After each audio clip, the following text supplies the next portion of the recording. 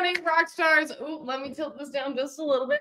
Welcome to the very first live Q&A for our brand new Quilt Along. My name is Holly Ann, Knight of String and Story, and it is my job to guide you to quilt with confidence.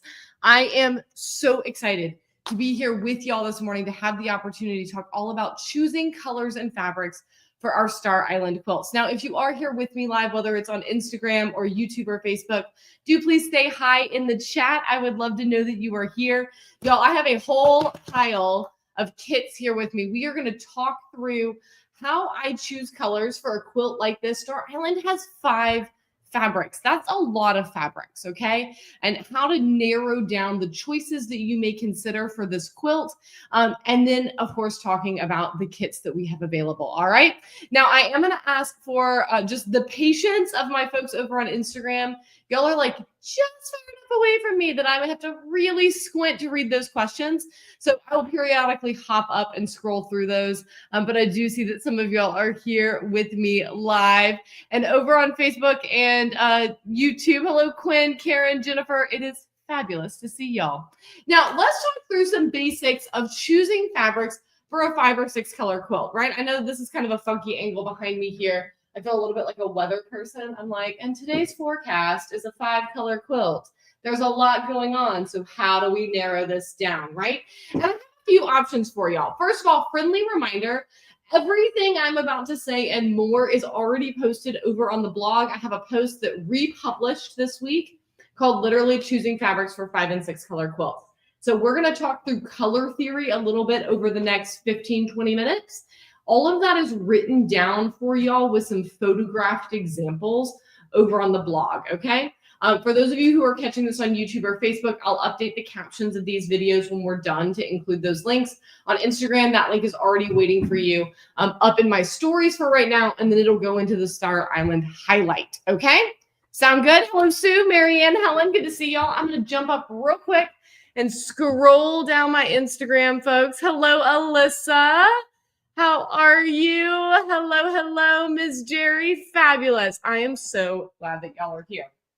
Now, for those of you that are wondering, I've gotten a couple of emails about this. And Dot, oh, I'm so glad to see you're here because I think you were one of the folks who asked me this question and I have not replied via email yet. How do we know the colors on the Star Island quilt? If you take your pattern and you flip it over, which I unfortunately do not have mine within arm's reach at the moment, on the back, it has a guide to your colors, but I'm going to talk you through it right now too, okay? These are colors 1 and 2, the colors that make up the stars.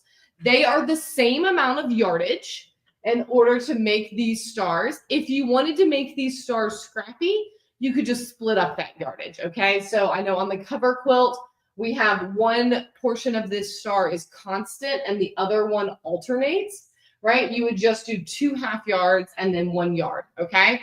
But the same amount of yardage for colors 1 and 2 that make up that center star.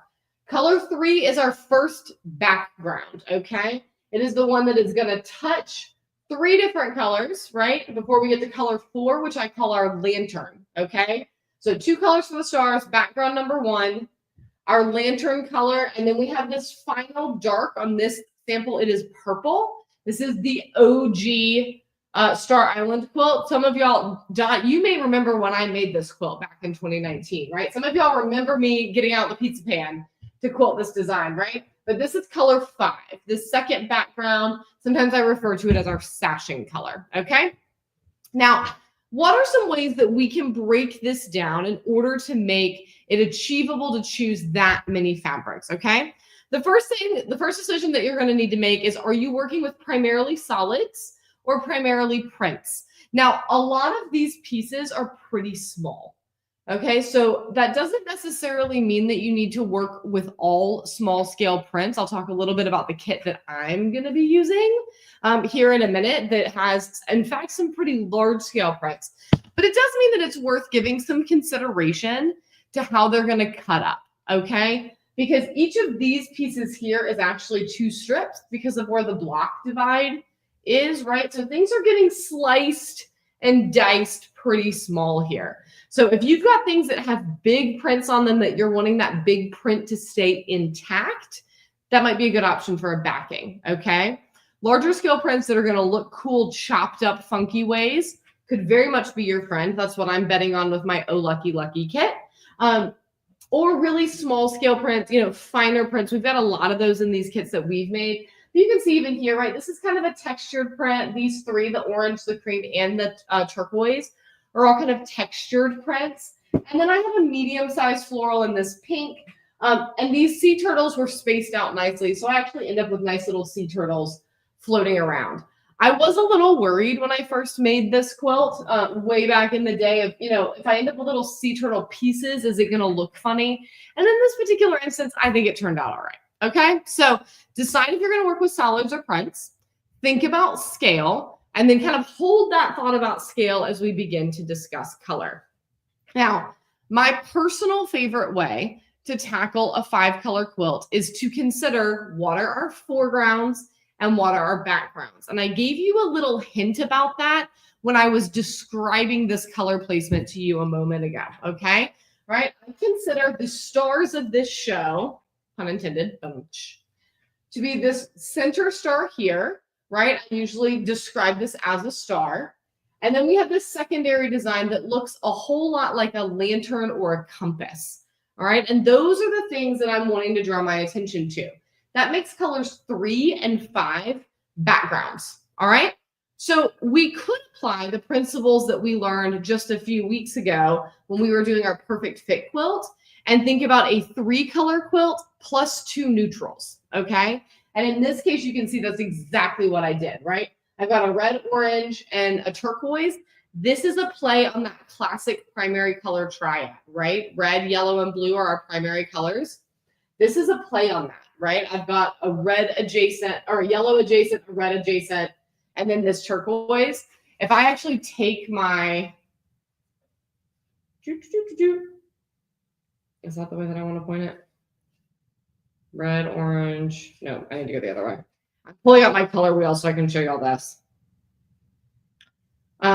We end up essentially with a split complementary going on here, right? Like we've got the turquoise on one side and then the elements, this kind of red and the orange. So, but it plays on that same idea of a trio of colors that sit opposing one another on the color wheel. And then I added 2 neutrals, right? Love a cream, classic neutral. In this instance, I like this purple because it is about what I imagine you would get if you mix this pink and turquoise together, right? So I've got a couple elements of color theory going on here. I see some more of y'all joining on Instagram. Welcome, welcome, welcome. So let's talk through some other options that you could consider too. So a lot of what I like to do is playing around the color wheel. So either thinking about those classic combinations of primary or secondary colors, or thinking about how colors might mix together. So this first option, I pulled some solids just so that we could talk about the different ways we can move around the color wheel, right? This is a very similar kind of method to what I've done here. And I know that this is tricky for y'all to see. So I'm going to hold it and then I will hold it closer to each of the cameras. Okay. All right. So first up for our stars, we have this yellow and green, right? Tendency to put warm colors in the center of this star. I think it adds a nice little sparkle. All right. Then I've added this cloud blue for the background because if you notice right here, 3 in a row, I have yellow, blue, and red. All right. So that is my trio here, my triad. This green I chose because it is a combination of this yellow and blue, right? So this begins to turn this into what they call a tetrad. If you look on a color wheel, and that's where you've got a square of colors. And then iron is a classic neutral, right? So this top colorway here, right? So I've got my red, yellow, and blue, this green that is made of that blue and yellow, and then my neutral iron. Same thing up here for y'all. Whoop. And I'll put a picture of this in my Instagram stories later so that y'all can see. I did the same kind of mix and match down here, right? I have a pink and a light blue that would make this purple, right? So this is a simple splitting out of the elements of a color. So the 2 primaries and their secondary, and then 2 neutrals, right? This is a very, very pale pink that reads as cream, and then a navy, right? Because that's just going to look really classy up against this color palette, all right? Down here, much more traditional, but same principle as up above. A very true blue and true yellow, okay? and then a very true red with a nice neutral cream, and then the green that these two would make. All right. So these are, like I said, these are all just combinations from around the color wheel. I'm trying to avoid using over technical language because I really just want you to think about how we played with paints as a kid, right? And so you can pick any color that you love and think about different ways of combining them. All right. So these first three combinations that I've talked about are all working either across the color wheel in a triangle or around the color wheel in a square, right? So pulling things that are opposite one another. These next two combinations work either down the side or towards the center of the color wheel, all right? So if I were to turn this here, so we've up until this point, right, we have been working with complementary color schemes. These next two are harmonious color schemes. And that's where if I go down the side of this color wheel here, right, I've got all these kinds of blues, greens, and yellows all in a row. This first one is going to be called is analogous the right word? I'm going to make sure. Yes, an analogous color scheme. So here I have 2 yellows and 3 greens, right? And in varying combinations, they would make each other, right? So I've got this very dark green that I could add yellow and end up with this moss, right? Or this very, how did I mix this one? Might have been these two here in the middle. The point being, because this is not actually paint, I've gone down the side of the color wheel and I've combined a bunch of yellows and greens, right? So you can see here, very, very dark green, very, very light green, and then these kind of greeny golds that would combine. Whoop, as I'm leaning on my desk and sliding yellow again, okay? And then this very last one is monochromatic, right? These are 5 kind of bluey teal colors that are all from the same like stripe on a color wheel. And I've arranged them so that my darkest one would be here in color number 5. My lightest one is going to be here in the background. And then those 3 midtones get to sparkle up against the light and the dark. All right, so you can see down here across the bottom. All right, I'm going to hold up for y'all as well. Does that make sense? You don't necessarily need to remember these exact color combinations, though I will snap a picture and drop them in my Instagram stories.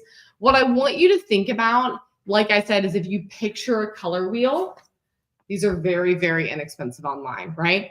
Think about either working across the color wheel in opposites in the forms of triangles or squares, down one side of the color wheel, or in one wedge, light to dark, okay? Sound good? Does that make sense? Any questions? That was a lot of color theory in a very short period of time. Quinn says, can we send you some ideas to get feedback? Yes, tag me in like Instagram stories or DM me on Instagram, and I am happy to give feedback. Here's the other piece of this. As we dive into actually talking about what does this look like with print fabrics, there's an extent to which use some of this theory, right? Use some of this as close as we can get to color science, right, as possible. But then also just trust your gut, right? Most of us have quite a good sense of color. And if you like a combination, chances are it's going to look pretty good. Part of it is knowing what you like. Do you like a really high contrast quilt? Do you like a lower contrast quilt? Are you okay with your quilt being busy, right? Think about the perfect fit quilt that I made earlier this year, y'all. We used a triad of colors, right? So it was like a yellowy orange, a hot pink, and a teal. So a triangle on the color wheel. And they were all prints. And it is a busy, busy, busy quilt. I love it. I think it's big fun. But not everyone would like it because you may not like a busy quilt, okay? So bear that in mind as we start to talk about prints, all right? I'm going to start with kind of the wildest one that we have first. This is the Oh Lucky Lucky kit. And you can see here my stars are this fabulous kind of faux panel situation. And then these turquoise bits and bobs, okay? This first fabric is going to be a total wild card, okay? How this slices up to go into these stars is going to be wackadoo. It is going to be very difficult to predict. And that's the point. That's what I'm excited about because it's going to look like I used a bunch of different fabrics, even though I didn't, all right? That's why I had to put it against something almost sedate in the form of this turquoise. And then I have a nice little cream/white fabric with a hot pink dot that is going to sit behind both of those. That's going to provide plenty of contrast for whatever portion of this fabric lands up against it, so that I maintain the integrity of my star shape no matter what. All right. Then in a beautiful pop, I have this citron that's going to go into my lantern, and it is going to shine up against these dark snakes. All right, these snakes are the wild cards. First of all, these snakes, I've been drawing a very important distinction here in the store. I think it's very important to notice that these are nope ropes, not danger noodles. Though in reality, any snake that is that brightly colored is absolutely a danger noodle, but they're just so dang cute, right? They're just friendly little nope ropes. This is going to be the wild card, right? How this is going to slice up. They're probably not going to look like snakes anymore, right? All of the mock-ups that I have done, they look a little bit like confetti ribbons. And I'm really excited to see how that comes together. Okay. So this one, as far as color theory is concerned, I'm playing on that same pink, blue, yellow, right? This is my yellow. Here's my blue. There's a lot of pink in this print.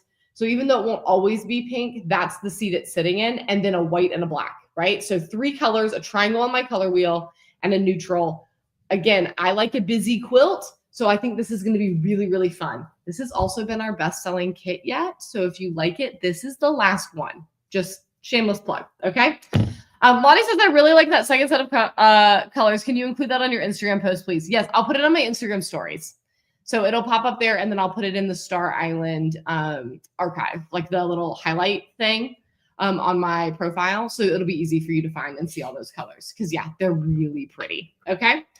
Let's do a couple more high contrast items. So this as well, this is following that principle that I was using here on my color board of I have essentially my like trio of colors, my primary colors, and then I have one secondary. Okay, so the orange is kind of sitting in my yellow seat. The pink is sitting in that red seat. This dark teal is sitting, of course, in blue. And then to make this a tetrad, right, we make it a square on the color wheel, I have a green, right? And this is approximating the green of, you know, kind of a tealy blue and a orangey yellow. Is it perfect? No, that's not the point because these aren't paints, right? But it's where they're sitting on that color wheel in relation to each other. And then, of course, I have my white, okay? So just a plain neutral. You could also think of this as a split complementary. Or no, as an analogous color scheme, right? Because I've got like pink, orange, green are all kind of going down one side of the color wheel. And then I've got 2 neutrals, a dark blue and a white. Okay. This is going to be a fun one because these are all fairly small prints except for that one daisy at the front. And that one's going to be really, really zingy, which I'm excited about. All right. Primary colors in I don't know what the rest of that sentence was going to be, but that's basically what this is. I've got a pink, a blue, a yellow, an additional blue that's going to sit way out here. It's going to pull that blue from the center to keep it looking sparkly, and then a white. All right.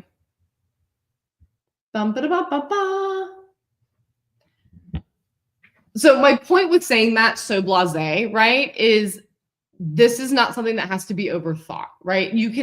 I harp on the red, blue, yellow combination all the time. I just riff on it in different ways, but I am constantly working with that. Like it is the core of color theory, right? That's why they're primary colors. You can do it in 1 million ways and it can look fresh every single time. Okay. This is a little bit gentler. This is pulling 2 primaries and then a secondary.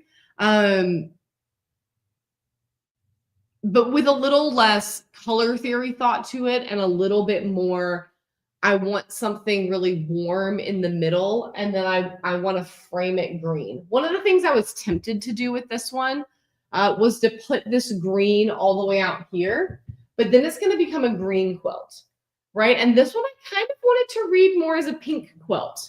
So this is going to be a lower contrast option. The only play here is really with the dark and the light of that white and green. And it's just going to be softer and gentler on the eyes. Okay. Oh, I see a question over on Instagram. Hang on, let me get up so I can read it. Do you sell these color wheels in the store? Have a recommendation for where I could get one? Alyssa, any arts and crafts store is going to have one. Unfortunately, we don't have them. Maybe at some point we will, but we don't right now. This one, I'm a full disclosure, I ordered this on Amazon, right? So if you're willing to avoid Amazon, I would head over to like Michael's. They're going to have one. It's going to be less than $10. And it's a great inspiration to just think about different combinations to put together and being able to slide everything around. And like this feature here on the back, when you're trying to do an analogous color scheme, but you want it to be kind of funky, right? So this is, so like, see how those step down from one another because you've mixed different colors in. So it's not like a straight analogous, you're just kind of playing with it. And so you end up with this like orange, citron, teal, light blue. This is very similar to that very first color palette that I put together here, right? So it's a really fun tool for just looking. Ooh, I almost missed that chair. I've done that before. It's not cute. Looking at colors in a new way, especially if you tend to get stuck in a rut or you're having trouble looking past the prints of different colors, right? All right, finally, this is another wanting to both be jazzy, but not too jazzy. This would go kind of down the side of that color wheel the same way. Let's see if I can get it to do this on the back. Let's see. It's like this yellow, yellow, green, green analogous situation, but coming down into some very, very dark colors. All right. So we've got two different of these fabulous leaf prints, one with a white background, one with a black background. So the contrast is going to be in the background. It's going to make for kind of a low contrast star. There will be a little bit of sparkle to it, but for the most part, this is going to read as a really rich green print. Up against this lovely solid, this is linen. So a nice quiet moment after all the action of the center of the star. And then we get this beautiful pop of gold, right? And that's going to pull all these colors from the green. And essentially these greens is the black and the gold mixed together. And then this is that same print, but in a black tone on tone. So you can just barely see the lines on it. And it's going to, I think this one is absolutely going to glow because of how this rim is going to be so bright and sparkly. All right. So there is the color theory. There is some of it put into action in terms of how I applied this to prints. Are there any other questions that I can answer for y'all? I hope you're super excited about this quilt along. I'm dying to cut into my fabric. Listen, this is the second quilt along in a row that I've chosen a very loud color combination, fabric combination, and I am ecstatic to see how it pulls together. All right, if you have any questions, go ahead and type them in the chat. I do just have a couple of helpful announcements. So as you know, we are going into May with this quilt along. Just like this week, every week we are going to have a resource email that goes out on Monday. And then we're going to have a video on Wednesday. In order to get that resource email, you do need to sign up for the quilt along. So same thing on Facebook and YouTube. I'm going to be updating the caption after we finish this video. On Instagram, you can head to my stories or you can head to the Star Island highlight in my bio. But make sure you put your name on the list. Signing up for this quilt along is free. Okay. You can get all of the resources and all of the good information that we're going to be sending out just totally as a gift from us. If you want to make the quilt itself, you are going to need the pattern. So from the same page where you're going to be signing up with your email, if you scroll on down, you will see links to these kits, to the patterns. Our whole schedule will be written out, okay? This has a lot of triangle units in it, right? We have a triangle and a square. We have a tri-rex, a half square triangle, and flying geese. So if triangles are something that make you like a little bit nervous, this is a perfect quilt along because I'm going to walk you step by step by step through every single one of those units in the coming weeks, okay? Last thing, for next week, I am going to be on spring break because my kids are out of school for the week. We won't be at the beach. We'll be on our way back. But next week's video will be pre-recorded. So for my YouTube and Facebook folks, the video will be scheduled to release at 10. So especially if you're logging in on YouTube, it will pop up as a premiere. You'll just hit refresh until the 10 o'clock hour, and then it's going to pop up as a brand new video. Okay. For my Instagram folks, I will make sure that there is a link posted in my stories so that you can head to YouTube to watch the video. Next week, we are cutting. On the one hand, I am sad that I will not be able to be with you live to answer questions in real time. On the other hand, cutting instructions are something that it's actually going to be a better video because it will be pre-recorded and we can talk through unit by unit and color by color how we're cutting out for this quilt. Okay. So there will still be a video next week. I will probably try to tune in from the car to answer any questions that pop up in the chat, but just know that it will be pre-recorded. Okay. All right. I had a couple of questions come through on Facebook. Let's just see here. Quinn says, I just found a set of blenders that are similar to the palette and the quilt behind you. I want to explore more with solids and blenders, so I'm actually really excited about it. That's going to be awesome, Quinn. This is a fun combination, honestly. Y'all know I'm not really even a purple person, but I really like this purple. It looks really good. Piper says, how do you choose fabrics with fat quarters? Oh, this is a great question, Piper. So I have not yet done a Star Island with all fat quarters, okay?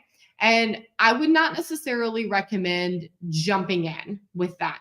However, what you could do is do fat quarters for your stars and your lanterns and do yardage for your backgrounds, okay? So what this does is this creates some contrast. And what I would do is make sure that this is either very light or very dark, right? And that this is either very light or very dark. Obviously, my particular preference is to put a light background here in the center and put a darker one out here in this kind of sashing section, all right? And then choose mid-tone colors that are gonna have a good contrast with that light and that dark for your star and your lantern.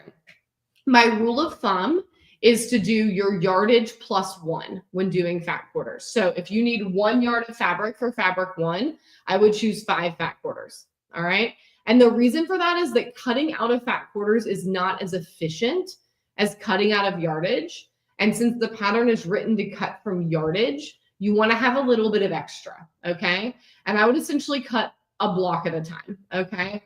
So I would cut the pieces. You'll be cutting 2 blocks at a time because quarter square triangles are made in pairs, just like what I did with Polaris.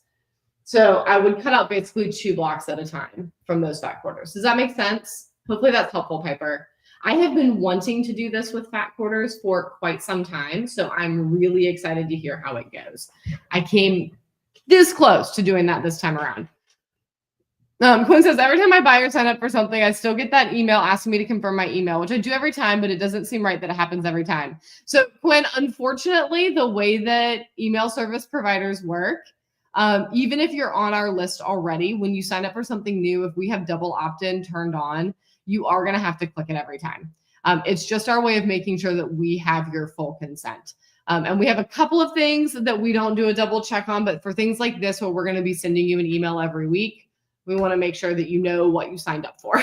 So I wish there was a way to like make that more specific.